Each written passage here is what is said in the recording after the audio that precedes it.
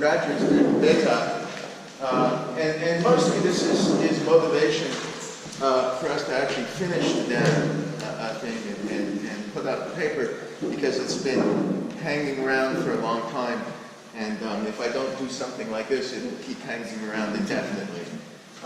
So what I'm going to talk about is something about theories of class S, namely the Nonabelian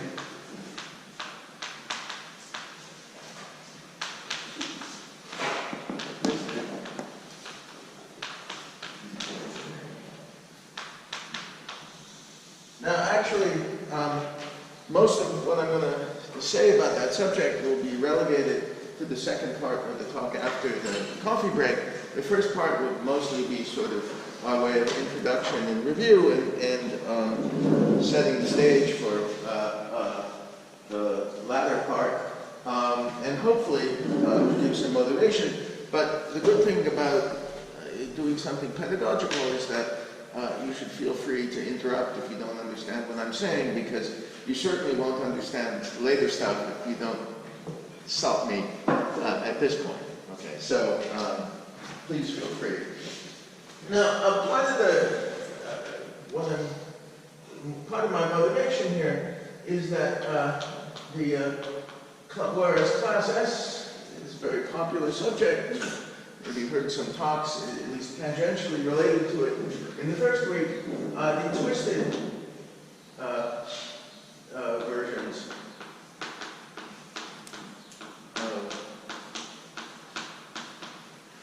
tend not to get a lot of love. And so what I'm going to try to do is mainly here tell you a little bit about them and convince you that they're even more interesting than the rest of the subject, which you might have already thought was an interesting subject.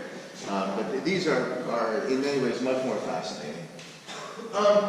So let me remind you what the story is. That there are outer automorphisms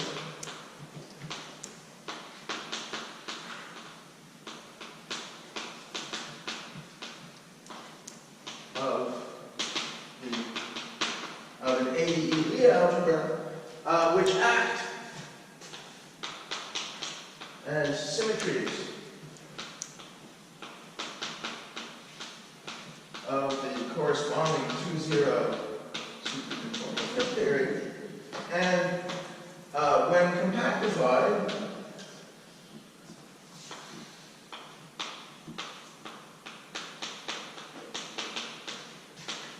on a manifold which is not simply connected,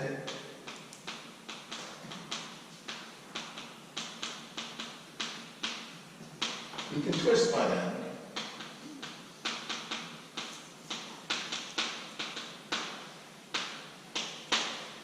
And this, for instance, is what yields, if we do a T2 compactification, what yields the n equals 4 theories with non-simply laced gauge groups, for instance. And the point is, it's a little bit cloudy to say exactly how these symmetries act at the conformal point, but if you move off onto the tensor branch, they act as automorphisms of the lattice of string charges.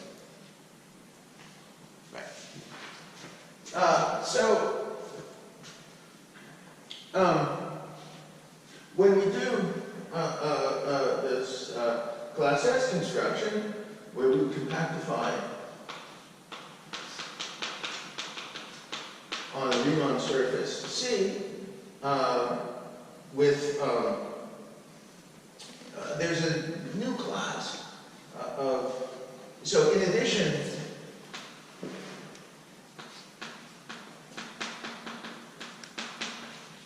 to the handles,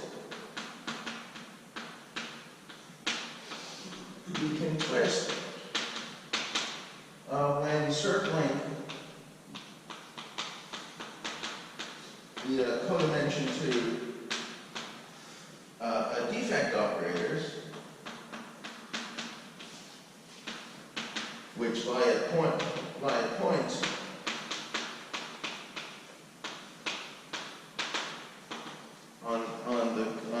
C. And so you get a whole new class of codimension 2 defects from demanding that your 2-0 theory undergo this automorphism when you circle one. Right? And so the first thing that one has to do is just sort of classify what kind of new defects you get when you do that. So most of the time,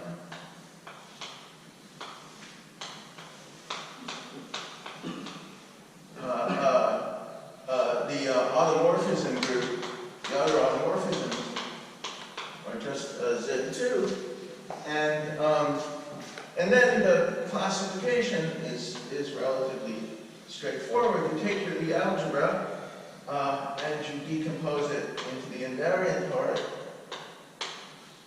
plus the anti-invariant part, and for reasons I can never, that escape me, we call these the Langland's dual of G. And then the non-pole boundary conditions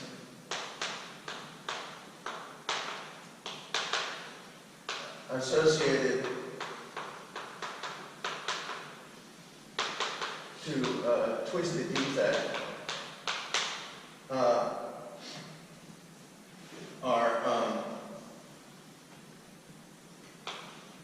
phi I is rho of sigma I over S plus regular for I equals 1, 2, and 3, and rho a homomorphism from SL2 into G, which is the Langland's dual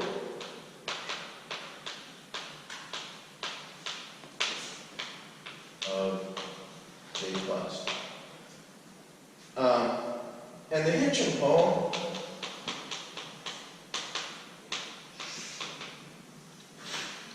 we take phi of Z, which is phi 4 phi 5, and write that as a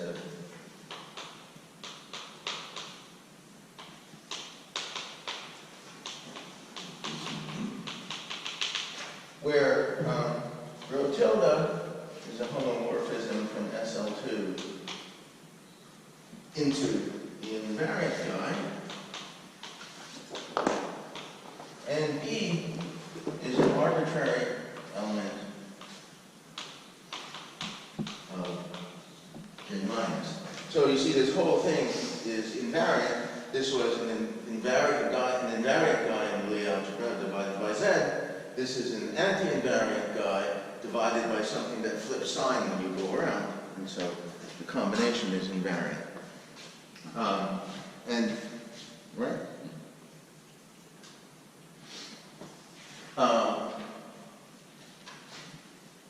And the point is these two homomorphisms, rho and rho tilde, are not unrelated. There's some complicated story. I should say this. So wait a second. So first of all, you have these two squiggly symbols.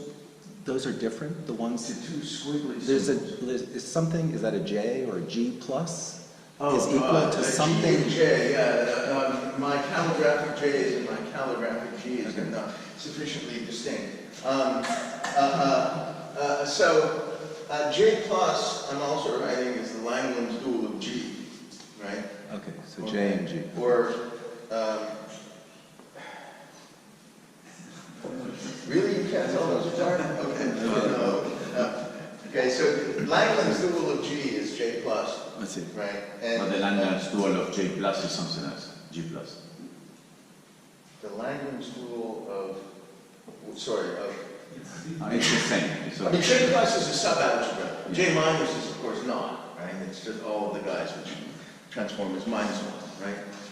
So J plus has a Langland's dual, that's what we call G, right? And that's sort of the flavor symmetry algebra, if you will. That's not quite the right word,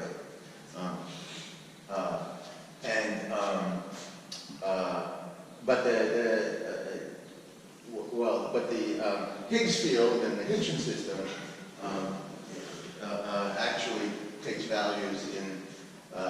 the invariant subalgebra of the leading singularity things out is the invariant subalgebra of J.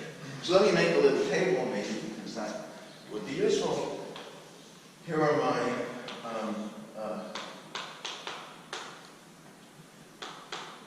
so if I write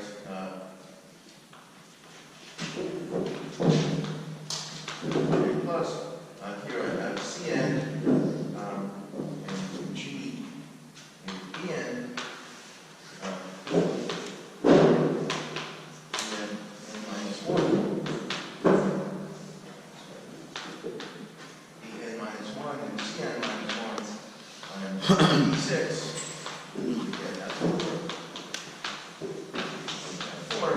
And the whole interest in the excuse for giving this talk is that for D4, the group of other automorphisms is bigger. And that will be the interesting thing later. But aside from that case, it's just Z2 and S3 or S4? S3. Is that some kind of trick question? Oh, you wonder whether it's affine or, oh, okay, no, it's not the affine. Okay, thank you. Well, if it were the affine, then some of these would be bigger as well. If it were the affine, then some of these would be bigger as well. Yes. Right? Did you say why you left the A evens off? Because those are complicated and a whole nother story that I don't want to get into. Okay. So if I wish to say anything with any degree of confidence, I will talk about the A-odd guys. But I think I've tried to avoid, I've tried to give all of my examples in the other DN or E6 anyways. So it won't matter that I'm not talking about the A-even guys, because I'm saying very little about the A-odd guys. So anyways, but what I was about to say is that this rho and this rho tilde are not unrelated, and I'm going to give a probably not very good rendition of how they're related. So let me just point you to our old paper with Yuji where this is explained in better detail. The idea is that there's a map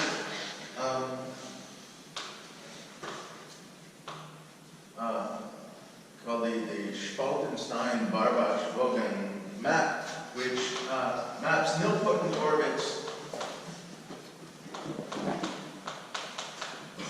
in some Lie algebra G to nilpotent orbits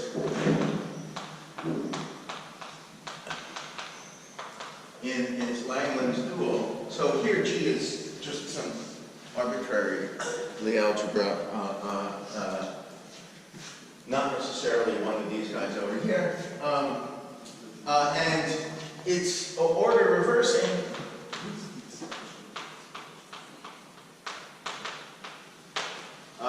so there's a partial ordering of the nilpotent orbits by closure, and this reverses that ordering. And it's got both a kernel and a co-kernel.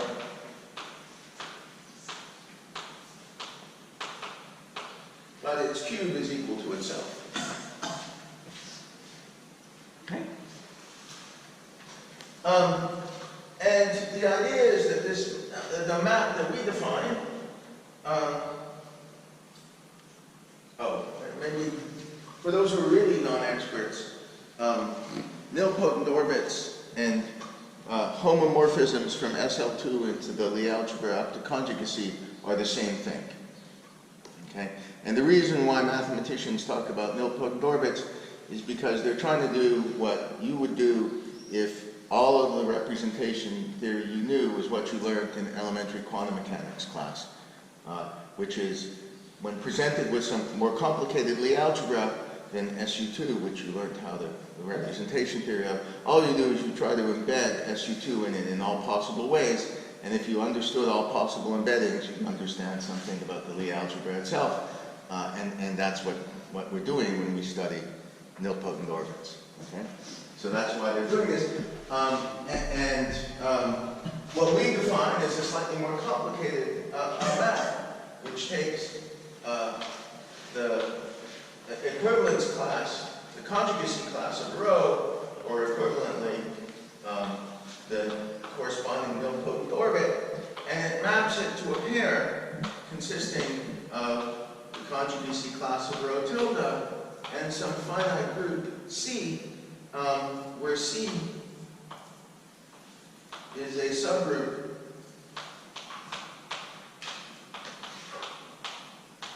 of Lustig's canonical quotient of the epimerian fundamental group of rho tilde. That's a lot of words.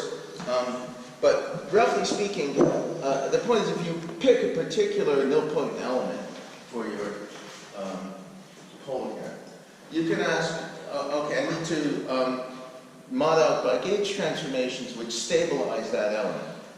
Okay? And that subgroup of the full group might be disconnected. In which case you have to choose, are you going to just mod out by the connected component or by some larger subgroup, determined by picking some subgroup of the component group. So A0 bar is basically the component group of the group of gauge transformations that stabilize that nilpotent. And choosing the subgroup of that is choosing whether you're going to mod out by all gauge transformations that stabilize that nilpotent or just by some subgroup. And so you have different choices.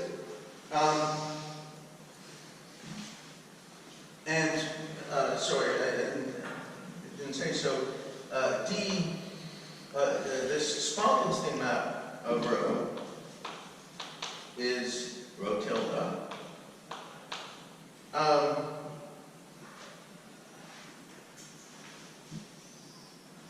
And the Coulomb branch, the thing determined by this, the Higgs field with this sort of pole data, is a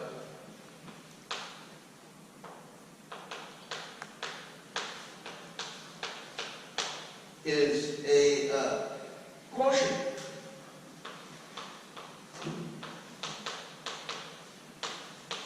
by this group C of the Coulomb branch you would have gotten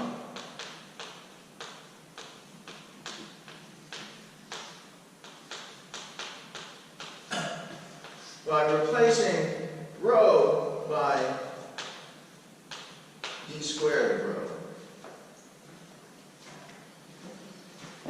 That's a long-winded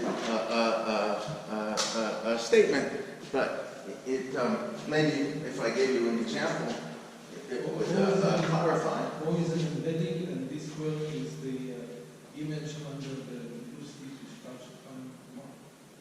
So always the orbit corresponding to this embedding, again up to conjugacy.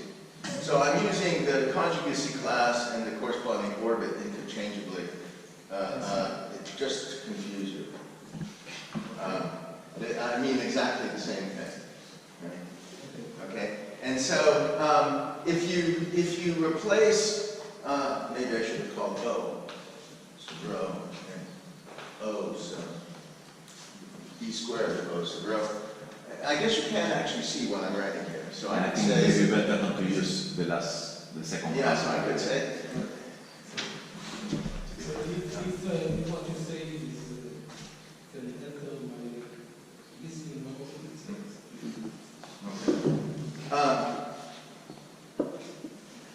Right, so let me give an example, and since the example won't be very illuminating, I'll just put it over here.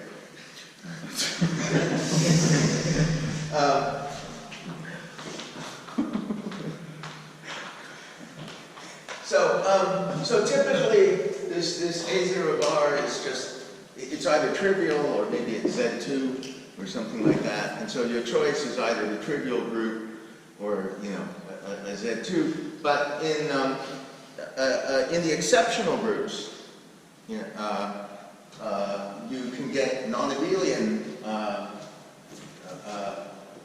groups for A0 bar. various permutation groups. And then you can get all sorts of interesting subgroups of that. So a simple example, in the EA theory,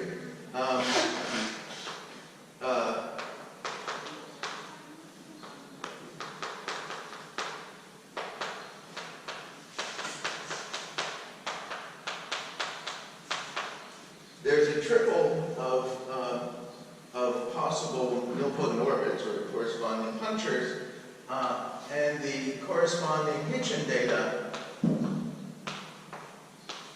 is you always take the same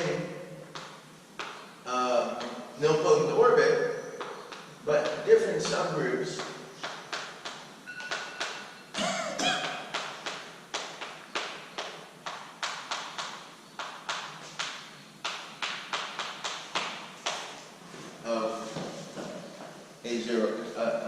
A bar for that group, and the correspond. So this guy over here, when you compute the Coulomb branch of some theory involving, I guess I'm supposed to say a few words about what the hell this notation is.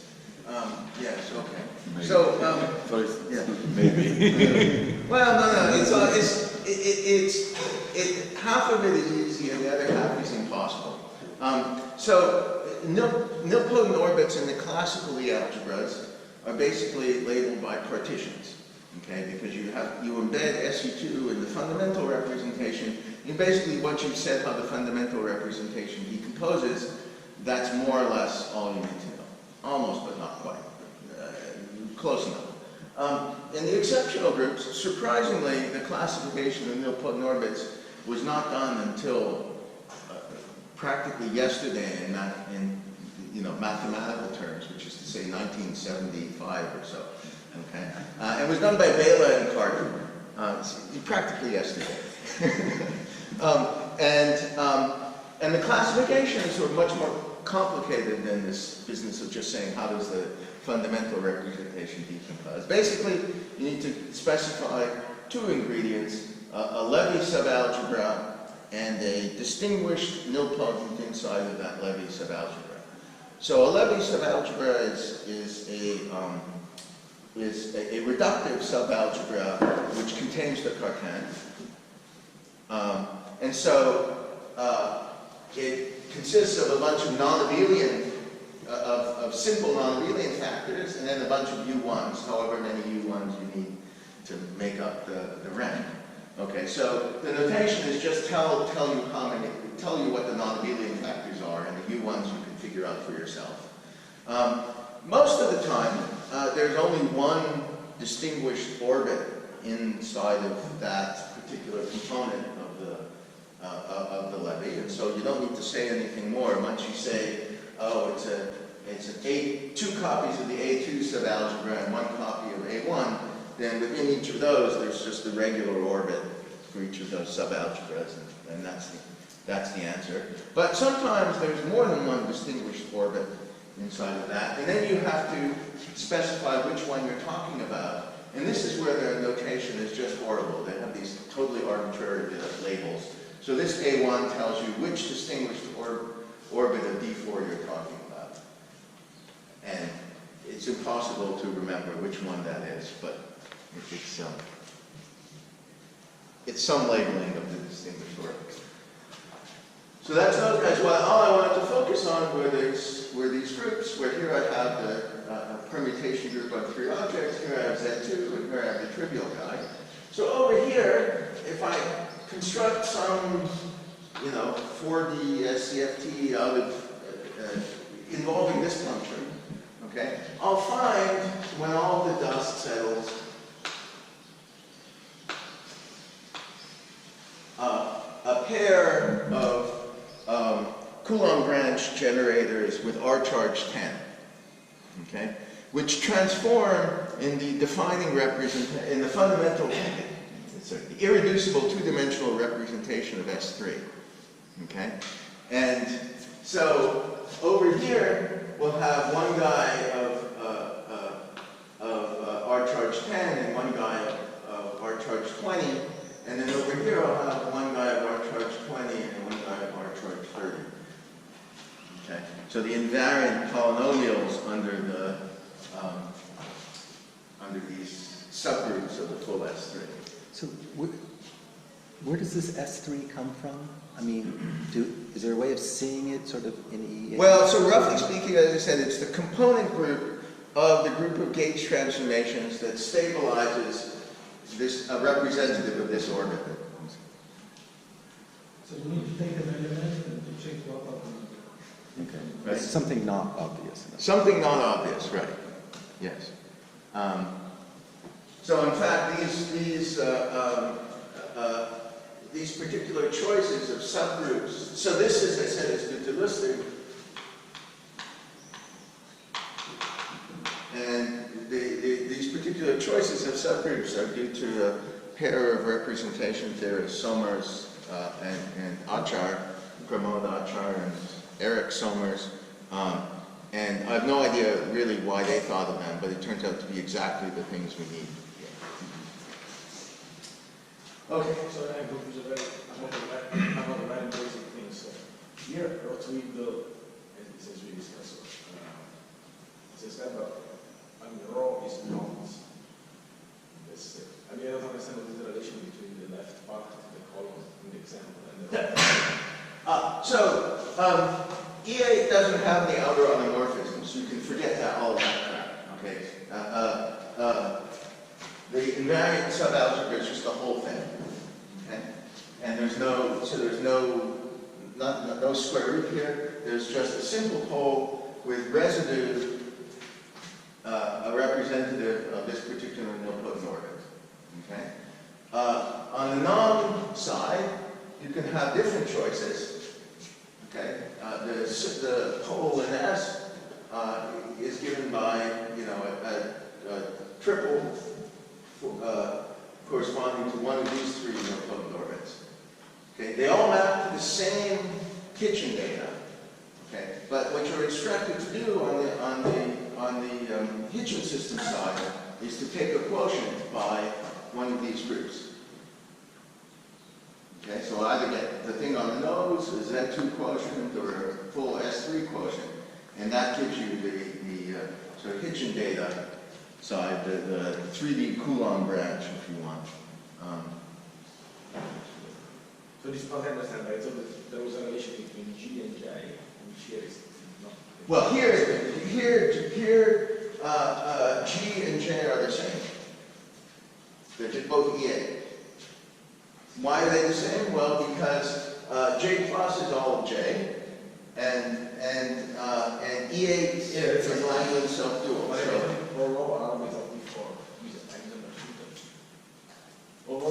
Oh no! So these are labels. These are labels for nilpotent orbits in E8. Okay. So what this says is that there's a D4 Levy subalgebra, right?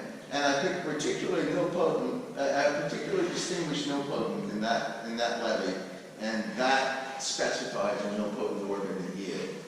Okay, that's Bela and Carter's notation, and I apologize for it, but it is what it is. Okay. We're going fast. Okay. So,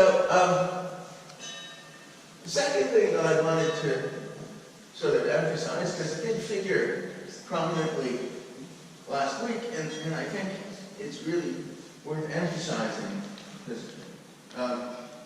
namely that the advantage, the real mileage you get out of class S, if you think about it, is that you really understand the conformal manifold in a way that is almost unique. Nothing, as far as I've seen, else really manages to rival it in that respect.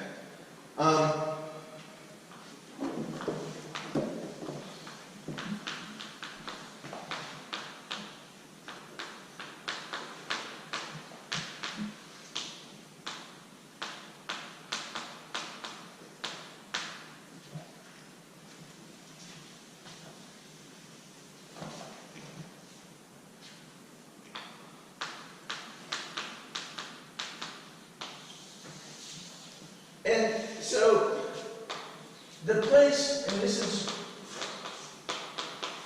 so I'm in an uncomfortable position, which is to say, I'm trying to build up your expectations only to shatter them 5 or 10 minutes later. But, you know, if you didn't already come into this room with those expectations, you won't be as disappointed by the subsequent letdown. But the point is, in the untwisted theory, the local physics in R4 is governed by the conformal manifold, which is exactly the modular space of genus G Riemann surfaces with n punctures. Okay, so the inequivalent local physics is precisely given by specifying a point in that moduli space. If you study non-trivial, the theory on non-trivial four manifolds, you want to ask about the spectrum of line operators, then things are slightly more subtle. You get some finite cover of this space. Okay, but the local physics is bang on the moduli space of punctured Riemann surfaces.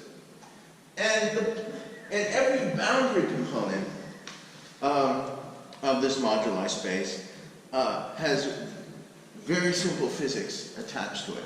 So the boundaries of this moduli space are where the curve develops a node, okay? And then you can think of it as either breaking up into two pieces, right? Each where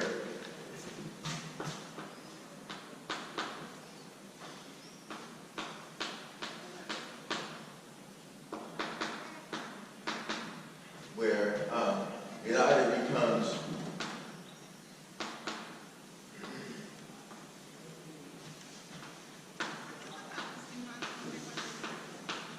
with G1 plus G2 equal G, and N1 plus N2 is N plus 2, or you get a non-splitting degeneration where you get C G minus 1 comma N plus 2. In any case, it's pinching of cycles. But this is the pinching of cycles. So the point is that so I'm on this side of the squiggly arrow, I'm writing what's called the normalization of the curve, where you remove the node and you replace it by a pair of points. And so it either, I mean, I can draw pictures. You either have, so this picture, for instance, will correspond to something like this. Short,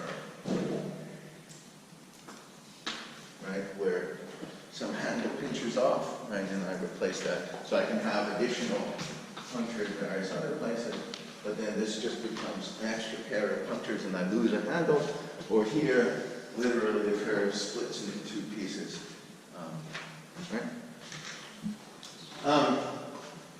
And whenever this happens, you get a weakly coupled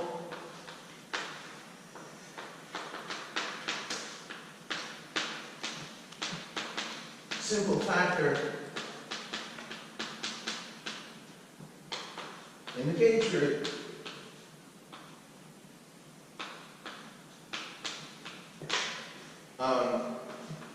Generically J, but maybe a subgroup thereof. And the picture, the physical picture,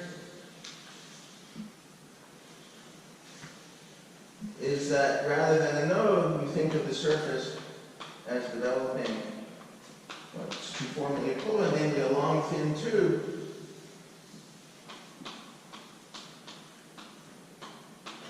And because it's long and thin, there's the 5D super Yang-Mills description, at least locally, is good.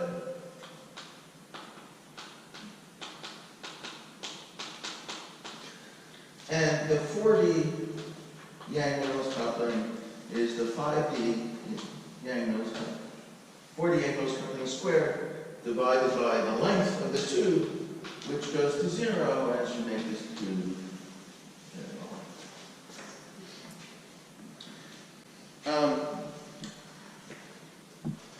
So that's a description just near the boundary, but in fact, I want to say one can be even more precise in cases where, well, in simple enough cases. I mean, NGN for arbitrary GNN is extremely complicated, but for low values of GNN, it's simple enough that you can describe very concretely. And the case that I'm going to draw most of my examples from, so let me describe it very concretely, is the four-punctured sphere, which is corresponds to a one complex dimensional conformal manifold. And so really what I need to tell you is, how does the gauge coupling behave depending on where you are in M04, right? And the formula is very simple. Let's take tau to be theta over pi plus 8 pi I over g squared. And Q is e to the 2 pi I tau. And then f of tau, which is somehow the more basic object, is minus theta 2 of tau to the fourth over theta 4 to the fourth. And the simple statement is that f of tau is supposed to be identified with the cross ratio of the 4 points.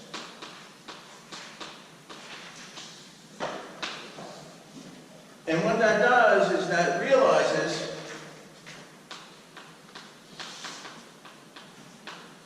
M04 as the upper half plane modulo gamma of 2. So if the 4 punctures are distinct, that's precisely the conformal manifold. If some of the punctures are identical, then you want to mod out further by the transformations that exchange them. And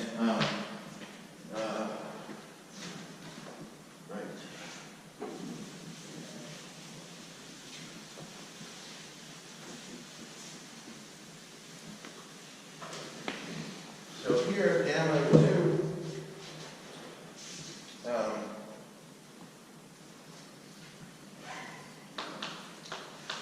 is generated by S, but by T squared, which takes tau to tau plus 2, and by S, T squared S, which takes tau to tau over 1 minus 2 tau. And the sort of residual transformations, namely T, which takes f of tau to f of tau over f of tau. Sorry, this is for genus 0, right? This is all, it's 0, genus 0 with 4 punctures. And S takes f of tau to 1 over f of tau. So S and T act on the F plane, but are not typically symmetries unless it happens that making those transformations actually take exchange two identical punctures, in which case you get some, that's actually a symmetry. Typically these are not symmetries, but what these generate is an S3 action on M0 for bar, which, as I said, is not typically a symmetry of the quantum field theory. If they're all identical, wouldn't you expect an S4? Well, no, because once you exchange two of them, it's the same as exchanging the other. Okay. Right? So, as long as 3 or more of them are identical, it's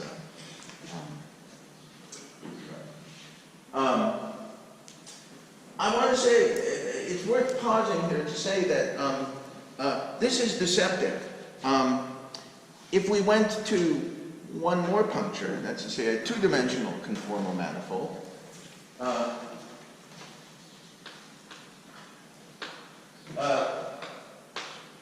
this is not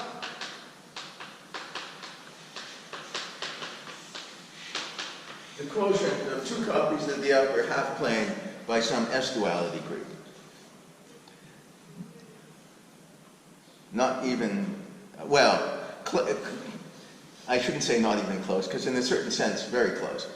The Siegel upper half space. No? Well, okay, but I mean, what does that have to do with the gauge couplings? And it's not, I mean, let me tell you the answer here, okay, because it's actually quite illuminating. It is very close to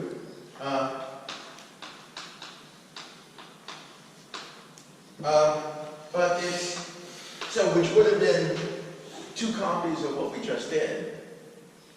But that's not quite right. And the reason why it's not quite right is super interesting. So imagine, so I have two factors in the gauge group, each of which have their own f of tau, right? So let's imagine f of tau 1 goes to 0, that's weak coupling in our notation.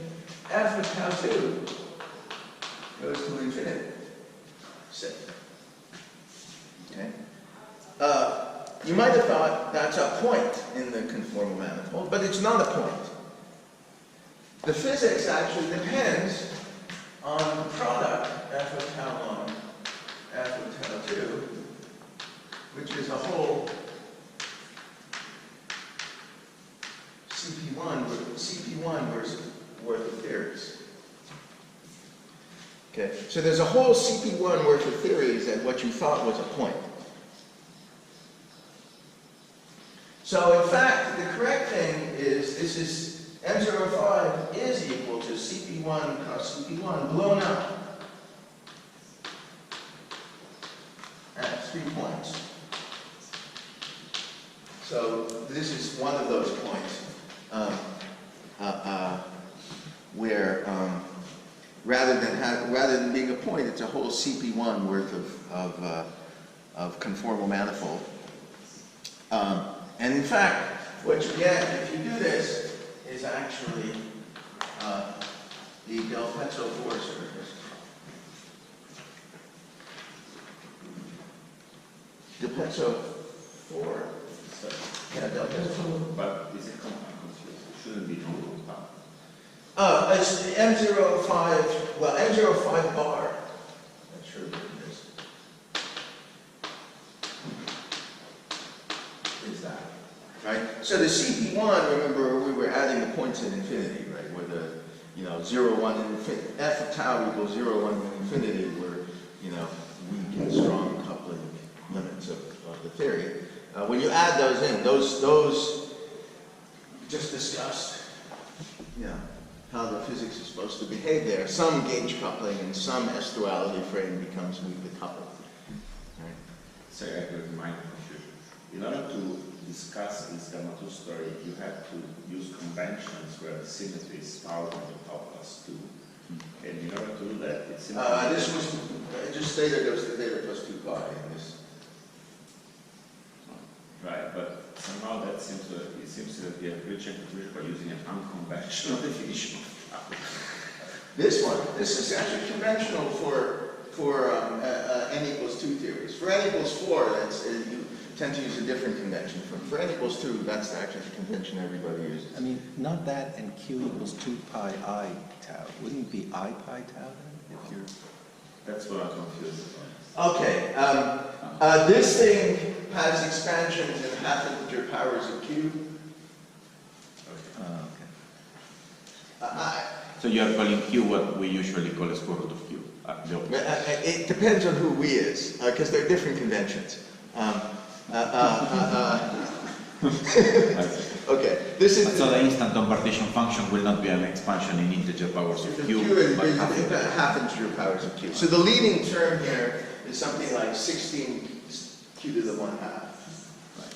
Okay. If I have see, that if one right. were to use convention where there is an expansion as an integer, so I want to go back to the standard definition. I would just erase that. Or alternative. Oh, wherever you want to, I don't know where you want to put the 2. Okay, but Yeah, you There want is a to two, yeah. call 2 tau Yeah, of fine. Jacques equals tau of Leonardo. If that's the worst of your confusions, you're doing extremely His minds are much worse. right.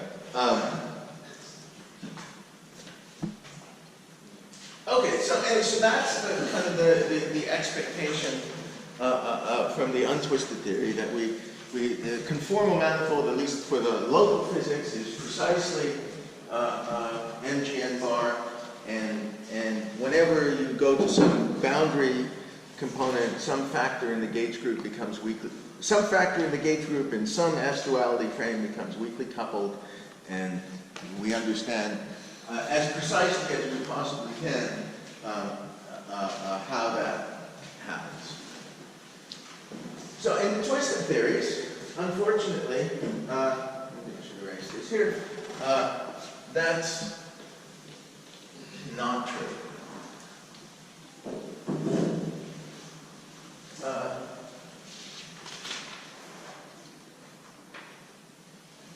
So, first of all,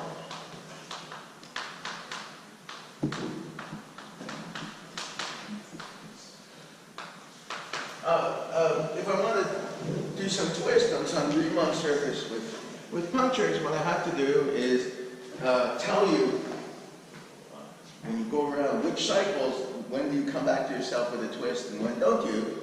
So what I should do is give you an element of H1 of the surface minus the punctures with values in, well, let's do the Z2 case, in Z2. Right, so that'll give you an element, either the non-trivial or the trivial element of Z2 when fed any particular cycle on the Riemann surface. And so you might expect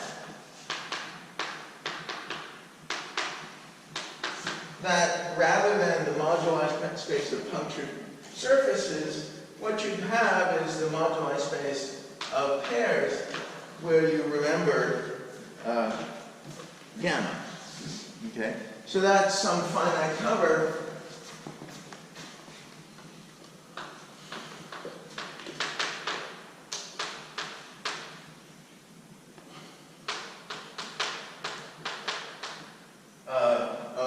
of this moduli space. But, you know, okay, that doesn't seem so bad.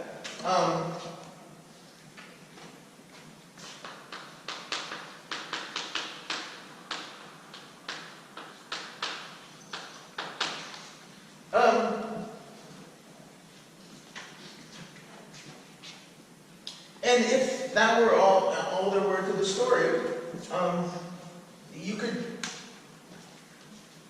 mimic exactly the same program that we did for classifying these theories by breaking the surface up into pieces and classifying the pieces, the so-called Pinkerpoid sort of story. So the three punctured spheres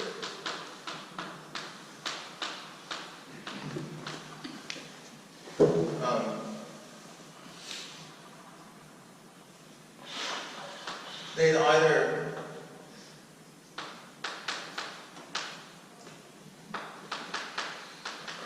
involve three untwisted punctures or two twisted punctures and one untwisted puncture.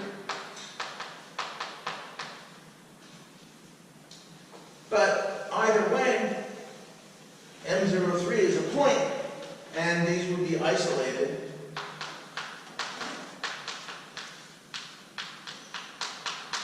SCFTs. So there'd be more of them, but they'd still all be isolated SCFTs. And then the things you glue things together with. So you have the untwisted. So these would be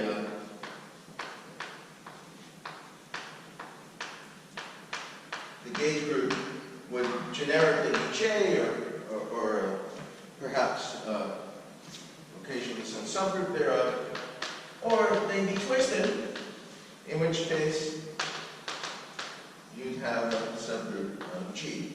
Last time I raised my little table where we could read off what G was, but remember G is typically not a subgroup of J. But anyways, that's what you'd expect. And then moreover, you would expect that these become weakly coupled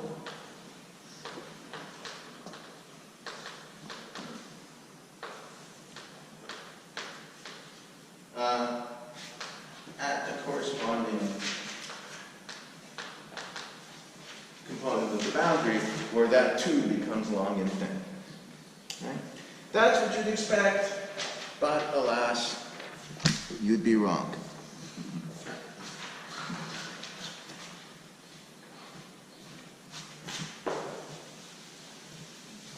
So, what goes wrong?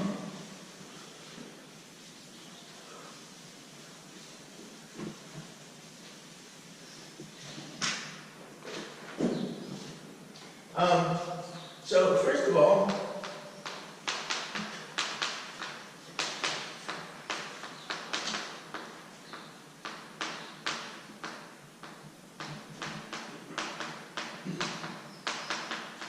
not all three punctured spheres you can write down correspond to isolated CFTs.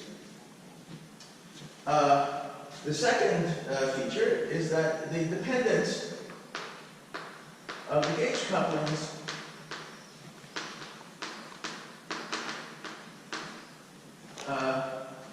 near the boundary is more complicated.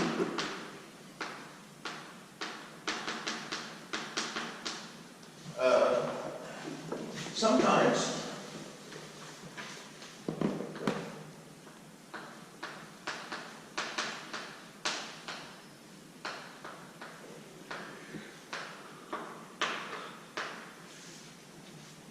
you go to the boundary and there's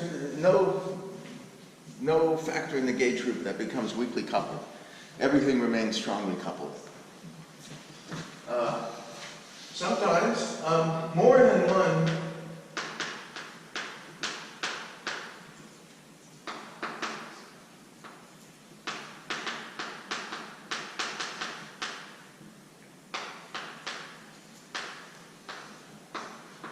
simple factor in the gauge group becomes weakly coupled. And slightly harder to understand, well, slightly harder to evoke surprise, but some factors, some simple factors,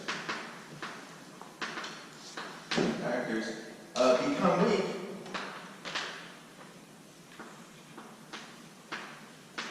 at more than one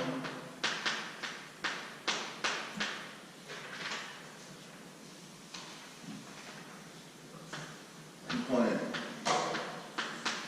of the boundary. So we had this picture of sort of a gauge group living on a long thin tube, right? And when that, living on a tube, and when that tube becomes long and thin, it becomes weakly coupled. But now you have a factor in the gauge group which, so to speak, lives on two tubes. And when either of them become long and thin, it becomes weakly coupled. Sorry. You heard it right, you just didn't really believe it.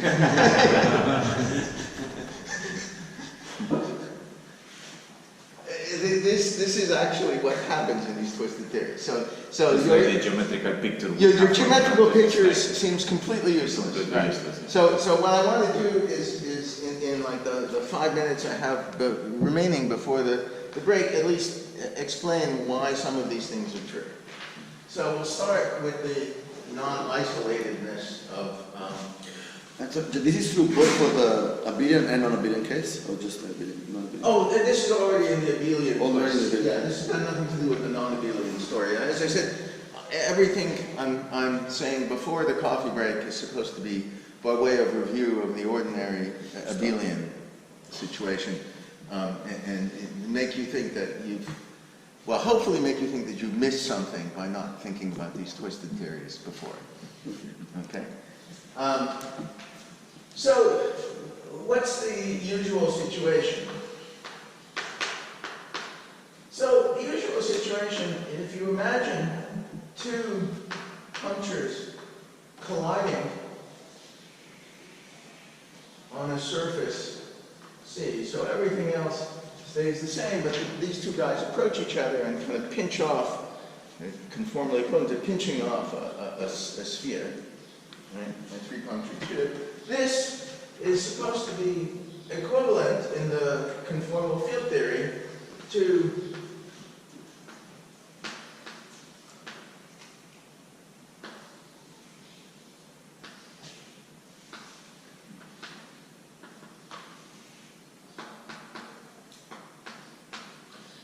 some story where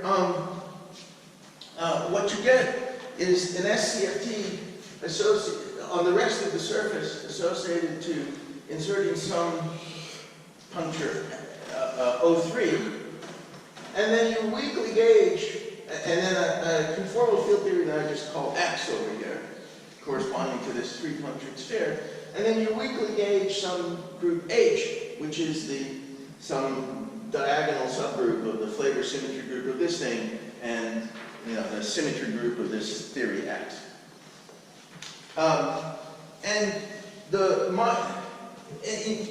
Here there are two marginal parameters, namely the locations of these two guys. Over here, at least on the right-hand side, you only see one, namely the location of O3, and the extra marginal parameter, the missing,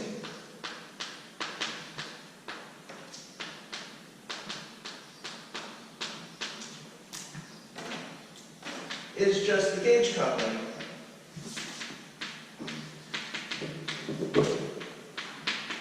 of H. So this gauging of H was conformal. Any value of the gauge coupling is as good as any other, and that's the extra marginal parameter that we get in this case. And so that means that the conformal manifold didn't change in dimension. It just, things got distributed between the position of this guy and the gauge coupling for this factor H in the gauge group, which in this limit becomes weakly coupled.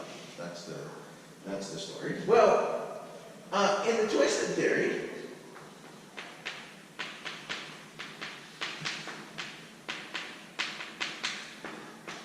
it's possible to arrange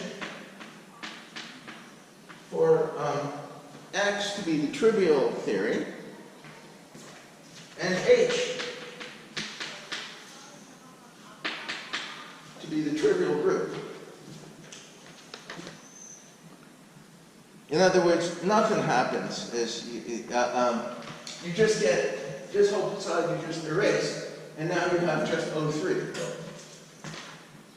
It seems that we've lost a parameter.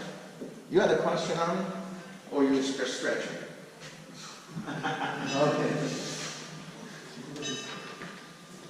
Okay. I did start a few minutes late, so I can say a few of these. So the point is that in this situation, we really want to think of O3 as just the non-singular limit, the coincident limit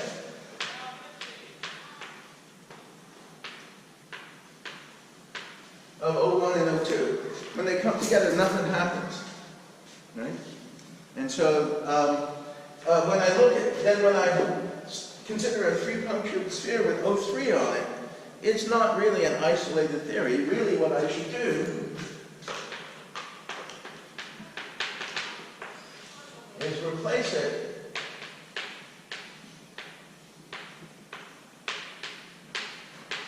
with O1 and O2 and allow them to freely move, right? And then it's really a four-punctured sphere, and which of course has a one-dimensional conformal manifold.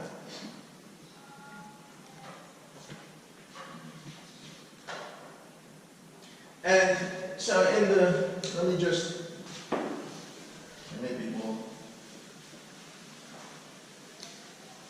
in the DN theory, in the D2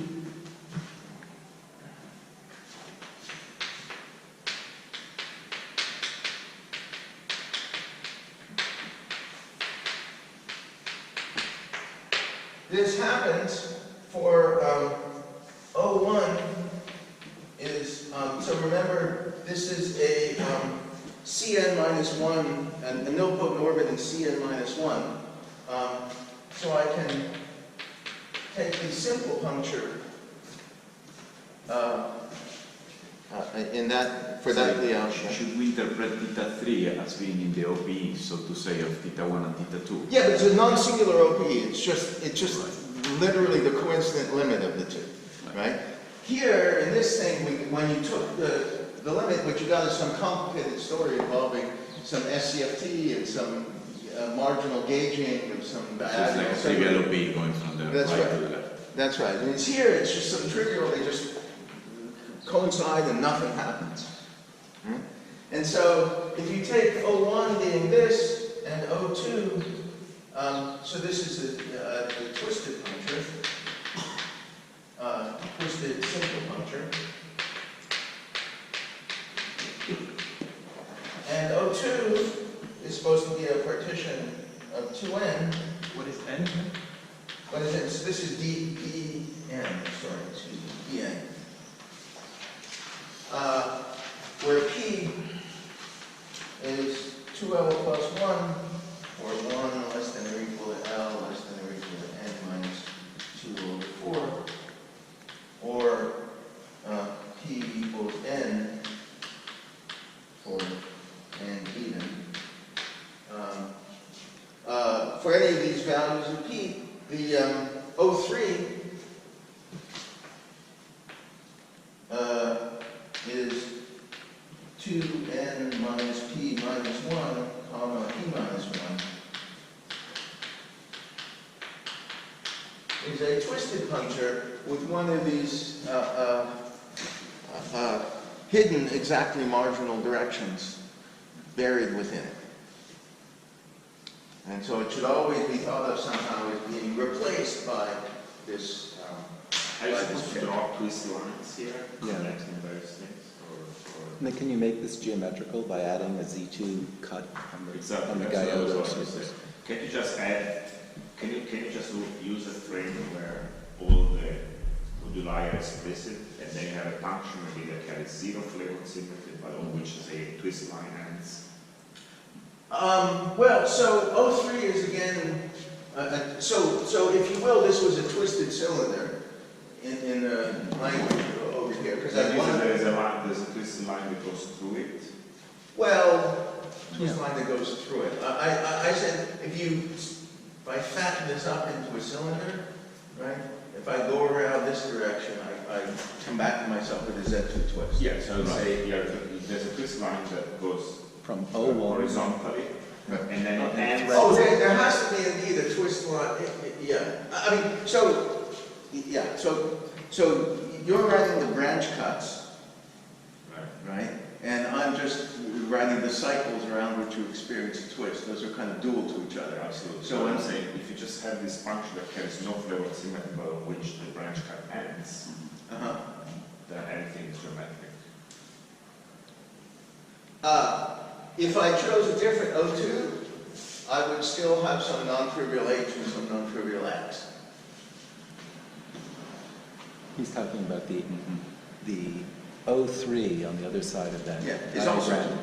twisted. For- So the branch cut ends on For an O3. appropriate choice of O1 and O2, maybe one that carries no flavor. Well, so this is indeed the case. O1 and O2 don't carry any flavor symmetry, and neither does O3, right? And so that's certainly the case. So here O2 is untwisted. Sorry? So O2 is untwisted. O2 is untwisted. Sorry, this was untwisted.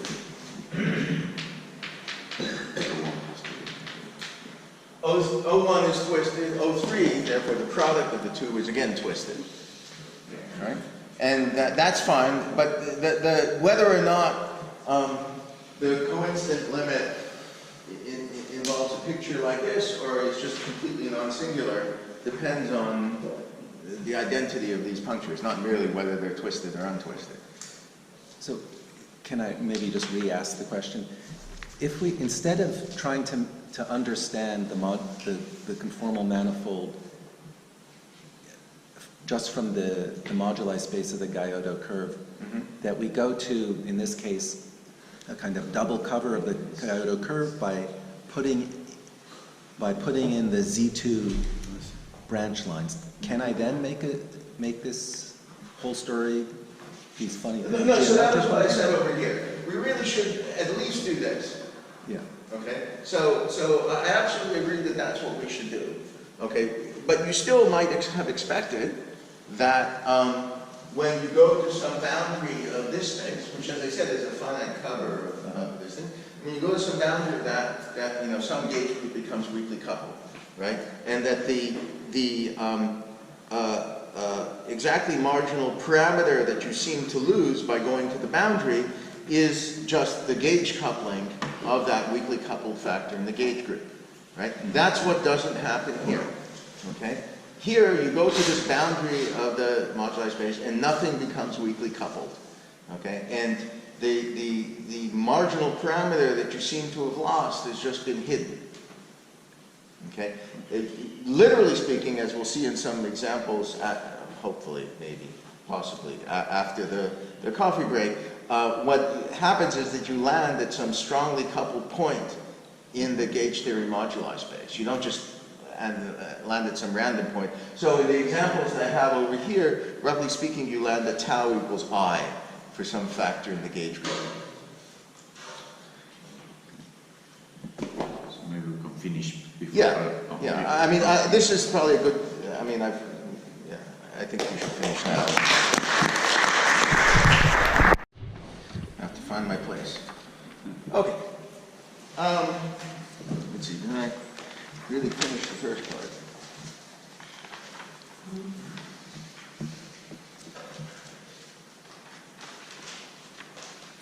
Oh, yeah. Okay. There were a couple of remarks I needed to make from the first part that I didn't quite make, but I will make them now. So another important ingredient which appears when you study these twisted theories is that the set of nilpotent orbits are actually permuted by the outer automorphism that you twist by. So the outer automorphism produce certain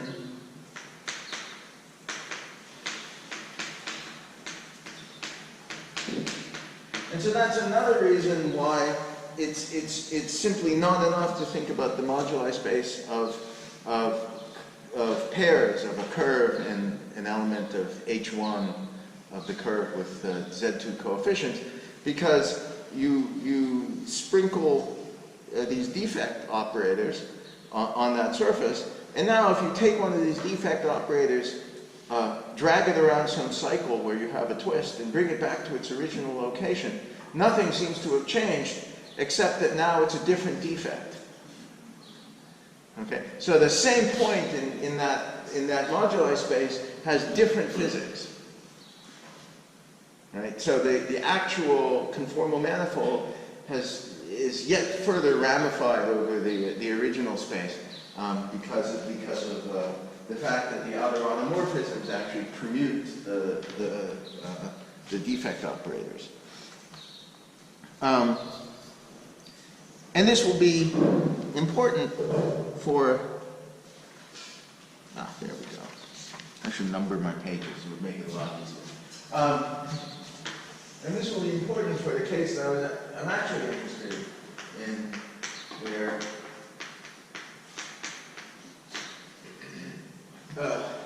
S3 is the group of outer automorphisms, which, as you well know, permutes the three eight-dimensional representations of spin 8. And so we've already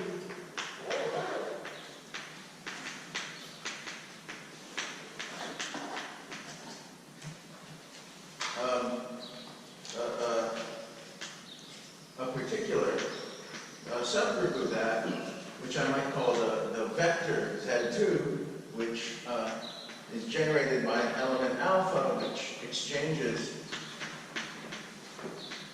the two spinor representations, leaving the vector representation invariant. And so there are obvious, in this notation, obvious other guys which permute, say, these two representations, and that one fixed, and so on. And there's another abelian story that you can tell.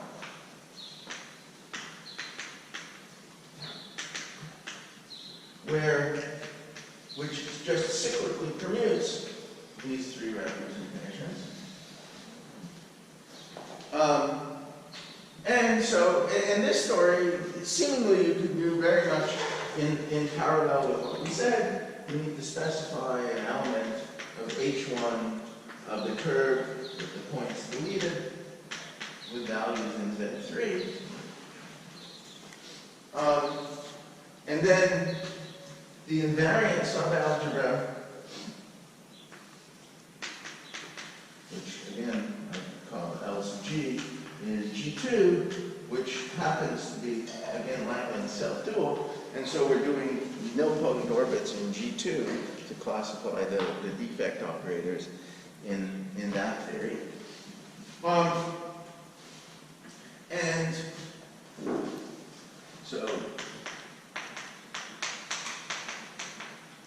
And so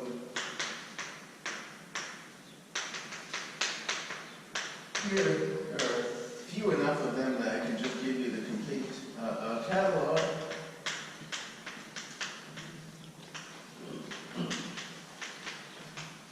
Again, in this Baylor-Carter notation.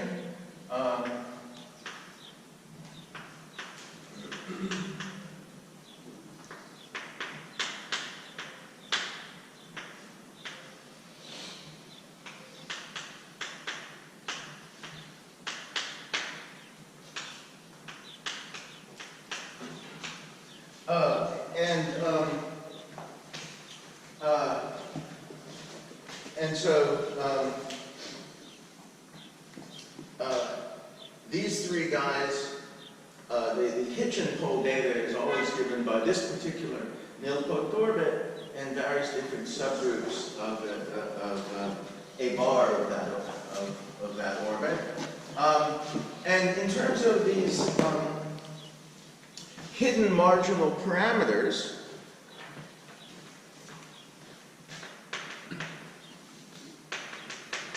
that I talked about before the break, what you find is that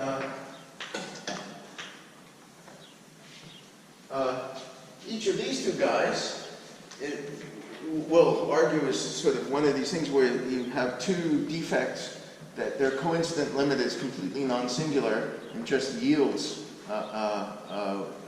one of these guys. And this guy is actually the non-singular coincident limit of three guys, as we'll argue. So an even more bizarre thing. So there's two hidden marginal parameters. Easy to say, but it's a little bit awkward to implement. And the reason is that if you want to actually do what I just said, you have to leave this comfortable world where the twists all commute with each other. Right?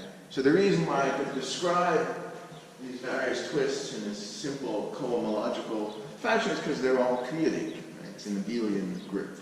An abelian subgroup of a non-abelian group, but still, they all commute with each other.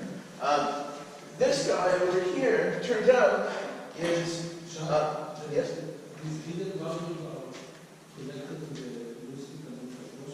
No. No, they're a completely independent thing, right? And it's what I described last time, where I had two punctures colliding, and the coincident limit was completely non-singular. It was just this third puncture, which now carries this hidden marginal deformation corresponding to separating the guys.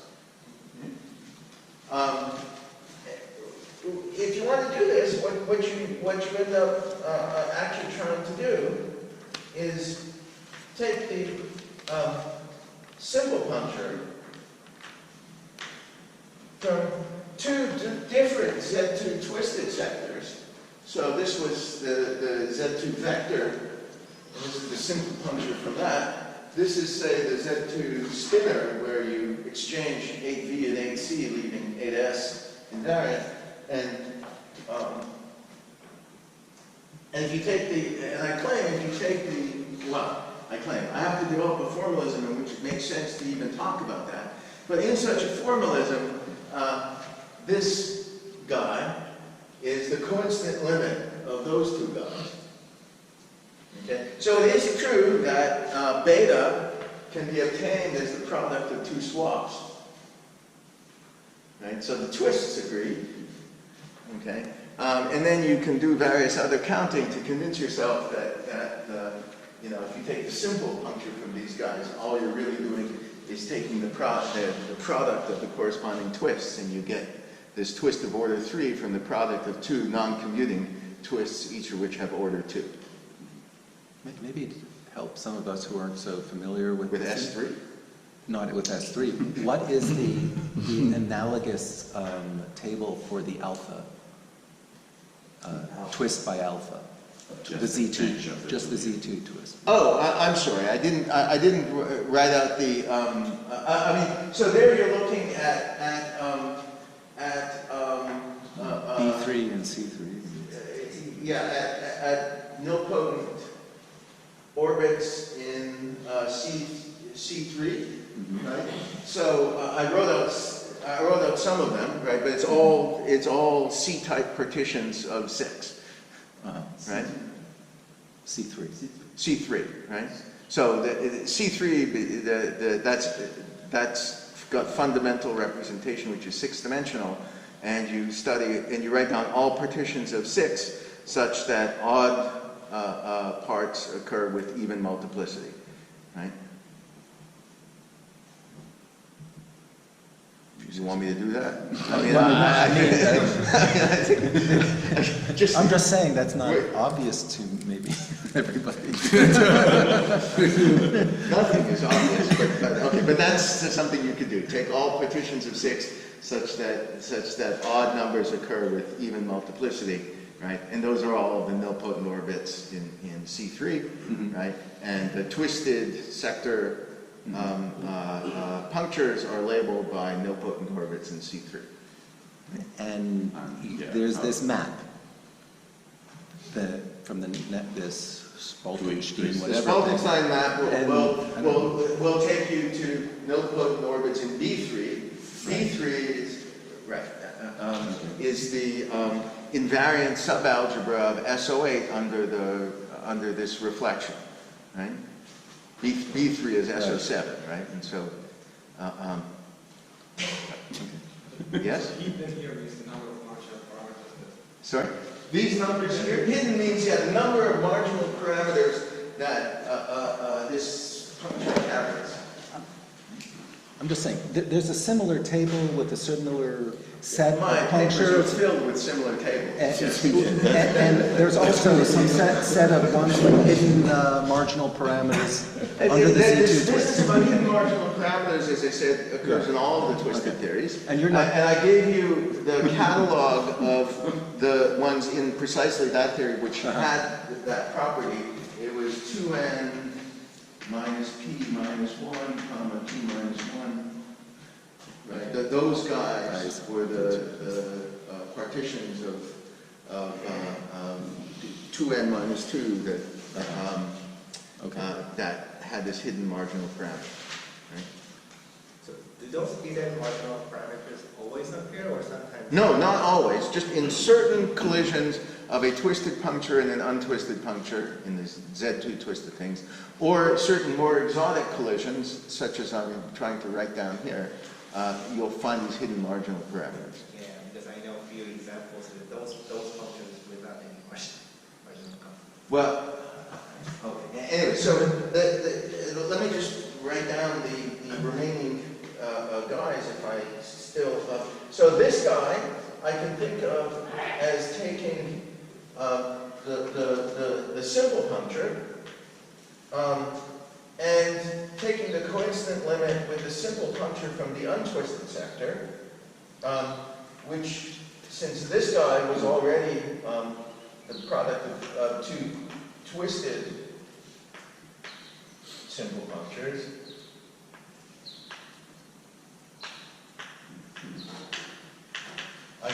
should really think of this as the coincident limit of three guys, two twisted, one untwisted, where the twists are non-commuting twists, which yields something whose the twist around them is now of order 3 rather than of order 2. The coincident limit of these two guys with the simple untwisted puncture, and then this guy over here is something like, again, two non-commuting twisted sectors, and the coincident limit of some punctures in those things yields this guy. So the trouble is we didn't want to study these non-abelian twists at all. But if we want to understand the conformal manifold, which I tried to convince you in the previous hour was the whole reason why this, not the whole reason, but a big reason why this subject was useful, then we really have to go into this non-abelian twisted world, because these guys are really built out of non-commuting twists, and we really see if we want to understand the conformal manifold, we're going to see the full non-abelian nature of the outer automorphic twist. Okay, so that's why we have to do it. Unfortunately, I was stymied for a long time by lack of imagination, which is to say I couldn't figure out how the hell I was supposed to think of these guys. Remember, my game is always chopping the surface up into pieces and analyzing the pieces, and I couldn't really see how I was going to do that with these non-abelian twists, because it seems like, you know, obviously when things are non-abelian, the order matters, and it made my head think. So the answer turns out to be to really think about the previous result, namely the twists being classified by H1, an element of H1 with values in some abelian group. Gamma is Z2 or Z3 in our previous case. That really what we should do is we should instead think of this as specifying a gamma principal bundle.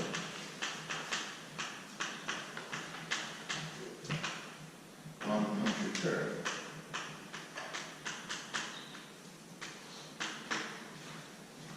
I'm going to use the fact that the ST portion of something wrong with G2 this way. So the ST portion of the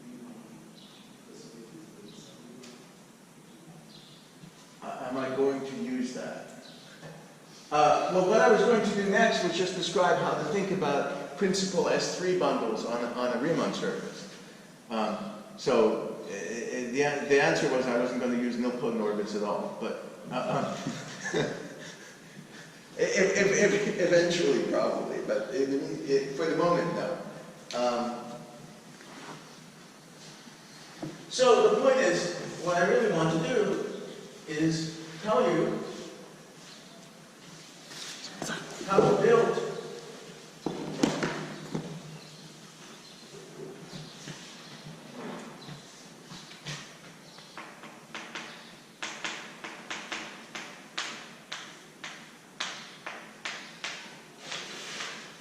principal S3 bundles, first of all, on 3 punctured spheres, and then the rules for gluing them together to build principal S3 bundles on more complicated Riemann surfaces.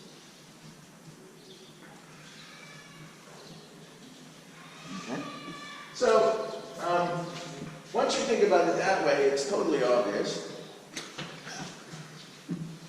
Yeah, it is. We can shut off the camera and we can all go home now. It's totally obvious. Here are my 3 punctures.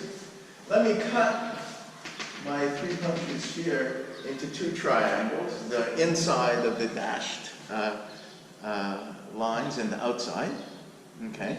And on each of those triangles, since it's contractible, I can trivialize my S3 bundle. Yes? Okay, so let me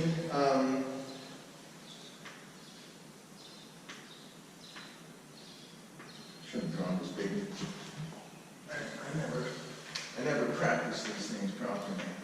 Here, I'll draw it bigger. There we go. Right. So I'm going to trivialize my S3 bundle on each triangle. So I will, how do I write this? We call this gamma 4, gamma 5, gamma 6. So the gamma i's are elements of S3.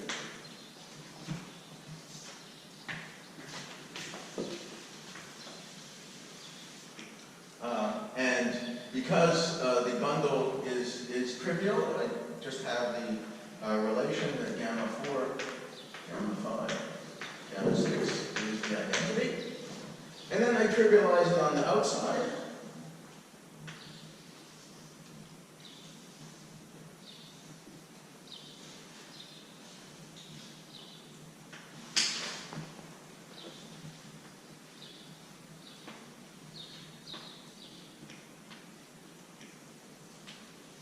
Let's call that gamma 1, gamma 2, gamma 3.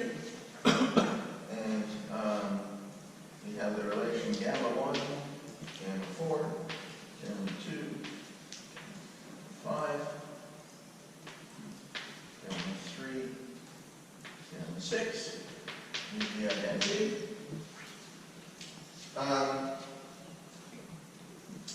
Yeah, and if the group was abelian, or rather, the twists all commute with each other, so I'm in some abelian subgroup, then that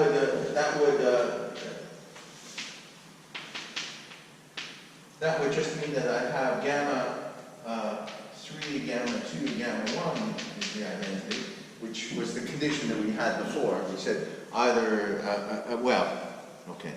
It's some superposition of the condition we had before for Z2, or the condition I didn't write down, but you all knew anyways for Z3. The product of the twists was the identity. You know what the solutions to that are, right?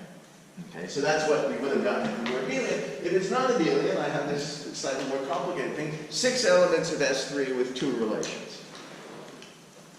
Okay, and you can solve some of the relations and write it in a more compact fashion. But this is the most symmetrical way to write it.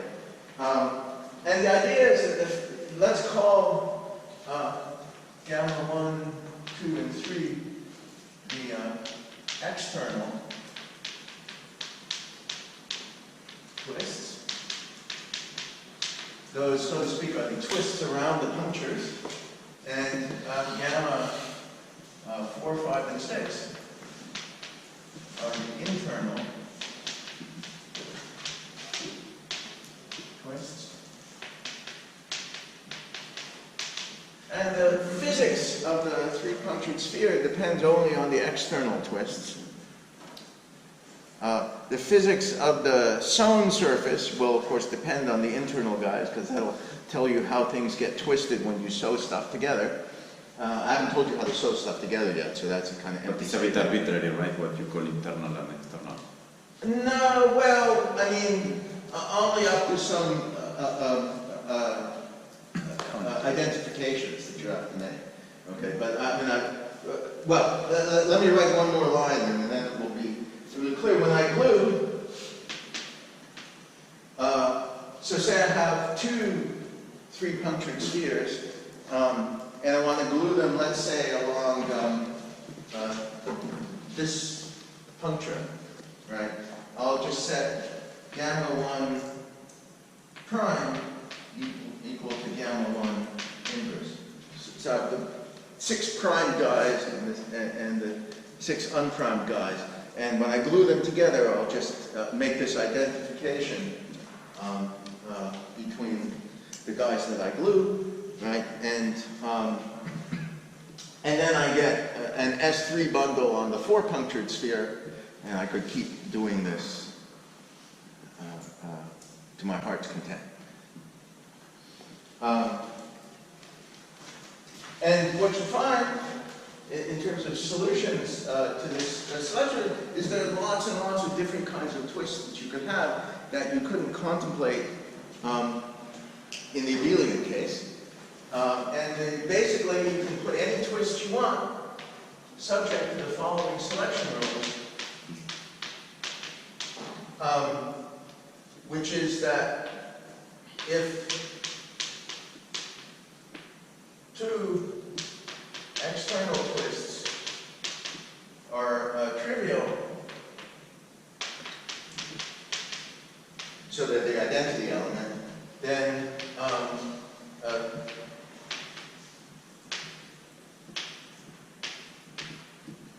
so is the third one. And the second selection rule is that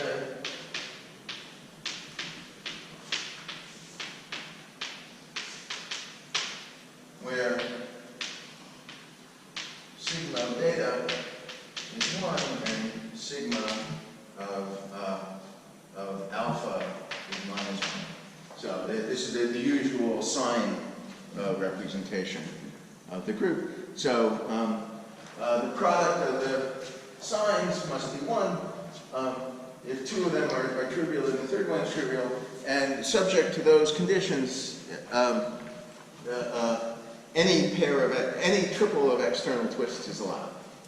And that will fix uniquely the internal. Well, it doesn't fix these guys uniquely, but you have some number of solutions for the internal twists given the external ones, right? Right. So And the degrees of but then the degrees of freedom in fixing the internal ones, does it agree with the number of degrees of freedom that we saw in the table or something like that? Well, so now this will tell you, as I said, so the internal ones will determine how things get twisted when I sew the surface together into some more complicated Riemann surface, and in particular, if I get some higher genus surface, then I'll end up determining the twists around handles from the sewing, right? As long as it's a sphere, essentially the twists that are undetermined don't affect the physics. Right? So obviously, if gamma 1 is non-trivial, then the corresponding cylinder will be a twisted cylinder, right? That we've already seen, but but these other twists won't actually do anything. Okay, but when you sew the surface together, they'll actually be important if you produce a handle.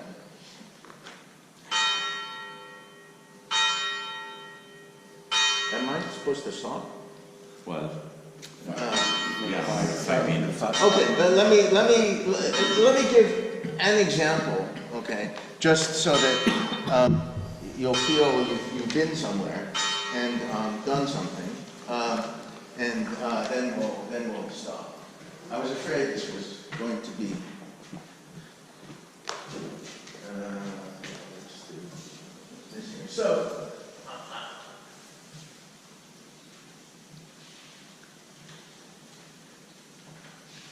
So I'm going to recover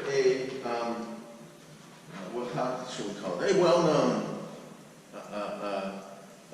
Lagrangian field theory and its various strongly coupled duals. What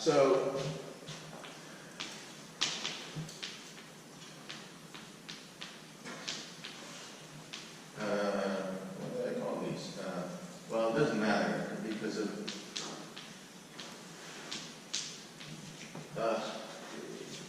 if I have 6 8-dimensional representations, that gives me vanishing beta function. I get the choice of, I get a choice between the three different 8-dimensional representations, and one thing you could do is choose 3 of one and 3 of another. And this is a theory. And I'm not sure whether I should just tell you how it's realized here. No, I'll tell you maybe better. Because there are other ways to realize it, and what one wants to see is how this is realized in this twisted D4 setup. But already before you get to that, you can learn that, so let's say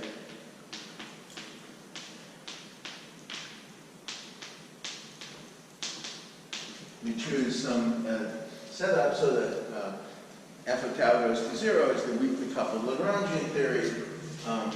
F of tau goes to infinity is G2 gauging of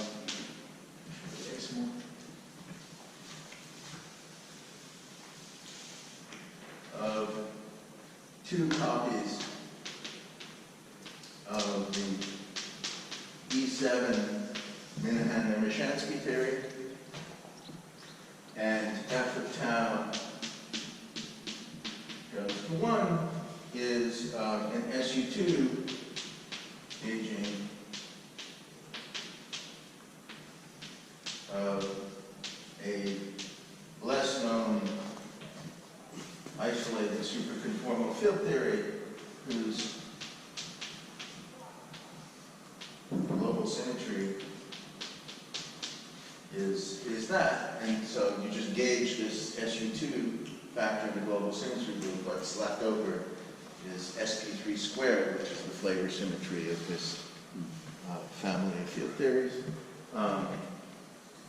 Maybe you need to strain your brain a little bit to realize that the centralizer of G2 inside of E7 is SP3, and so you get SP3 squared as the global symmetry that way as well. Anyways, this is a family of theories. I'm sure, Philip in his youth, would have tossed this off, in an afternoon. Yeah, I have absolutely no memory of anything. Of my youth. Exactly. I have little memory of my youth either. But anyways, so this is, but we can realize this thing here using this sort of panoply of non-commuting twists. So we can do the following thing. Now I've taken to labeling. This is a little bit unfortunate. Labeling elements of S3. So I called alpha as one of the generators. Alpha squared is the identity, and beta cubed is the identity, and right. So let's label it this way. So I take the simple puncture in the alpha twisted sector, and the full puncture in the alpha twisted sector, and the full untwisted puncture. This thing is, whatever.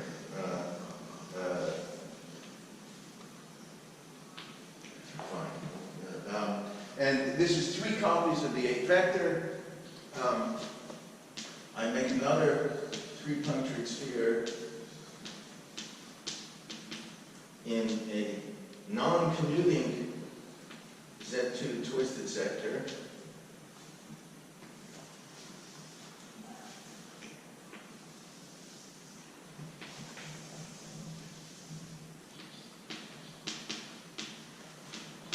And this is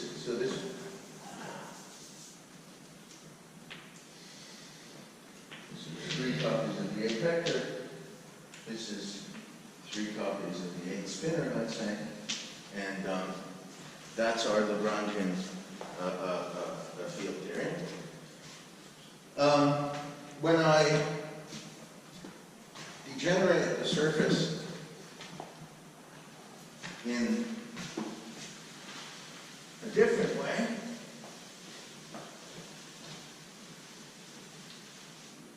namely,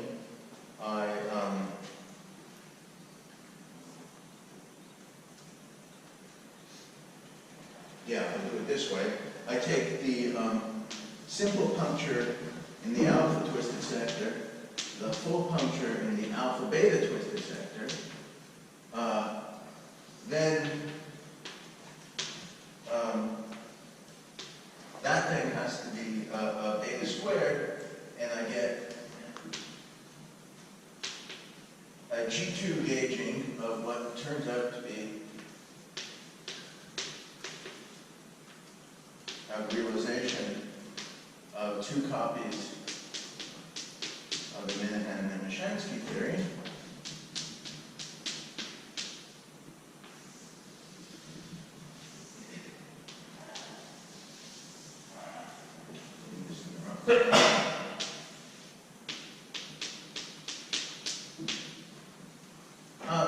But then the third degeneration of the sphere, which, as I said, you know, in M0 4 bar is just, you know, another boundary component, another point on the boundary, actually has 3 different realizations, which you can see from these rules that I'm about to erase.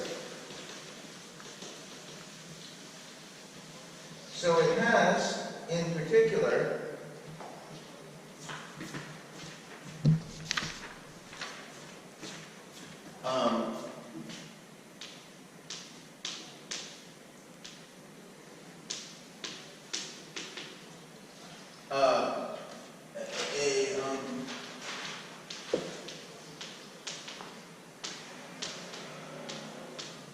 a realization where the guy in the middle is untwisted.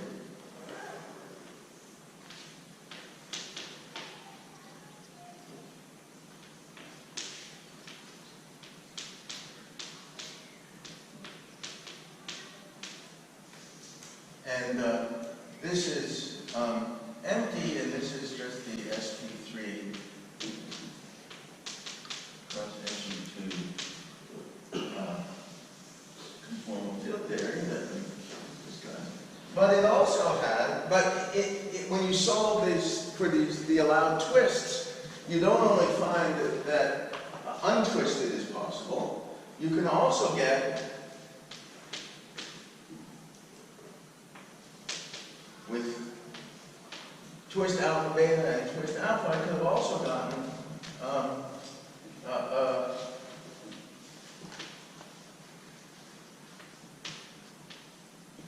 G2 beta,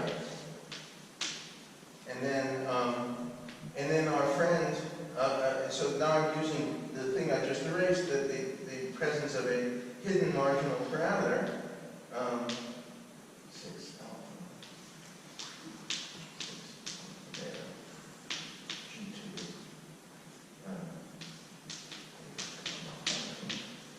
So this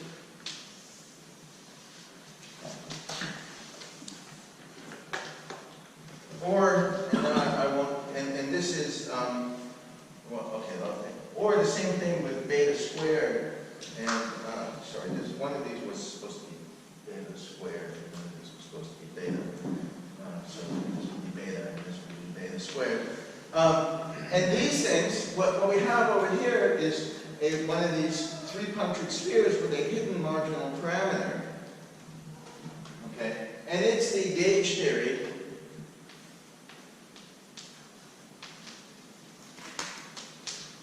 At f of tau equals a half 1 plus or minus I root 3. The cusp point. And there are 2 choices, and you get both of them, one when it's the beta and the other one when it's beta squared. So over this one point in M0 4 bar, right, you get 3 distinct theories. One of them is, you know, this SCFT, right? And the other one is this gauge theory stuck at some strongly coupled point in its parameter space.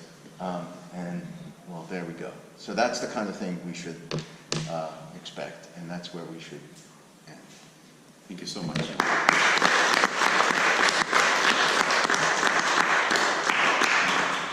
Yeah, thank you so much. So if there are any other further questions?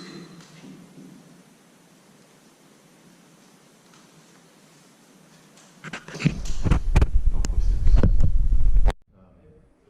I think there is some kind of, there is an expectation on what is the quantity of compute. Mhm. Let's use a service, let's say it's like, I don't know, there is a name for, there is a, Yeah, no, as far as I know, even in the untwisted case, nobody has done that in any interesting examples.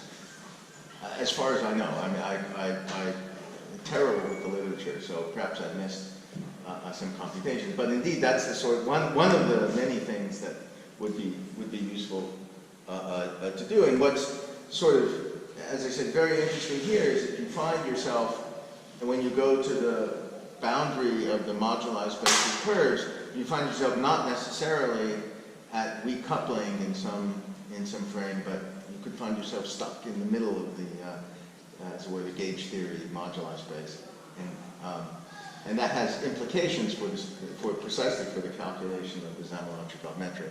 So can you actually compute the superconformal index and factorize it? Yeah, part of the story that I didn't tell you at all is that indeed we have sort of a formula for the superconformal index which cares about this triple of twists, right?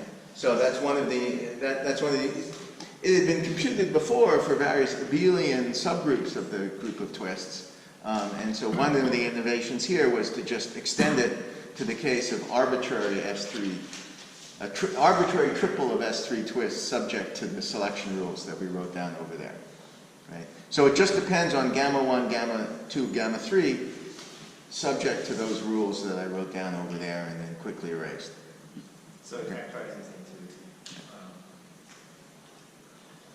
two pieces of it. Well, I mean, so you're asking about the superconformal index of the 4-punctured sphere versus the 3-punctured? I mean, Yeah, because there's no gauging, so we thought that it's going to factorize into two. well, so this theory over here, I mean, I can't quite compute it directly, but I mean, it has A equals C equals 0, and I mean, it really is the empty theory, right? Okay. And so, obviously, if this is really the trivial theory, then the only gauging is a trivial one. I mean, okay, there may be some discrete, but I'm too crude a person to compute discrete gaugings of anything, but okay. So this is really the trivial theory, as it was over here, but here the SU2 is really just gauging the SU2 global symmetry of the SCFT on the right. Right. Yeah. Any other questions? Well, let's thank Jackson.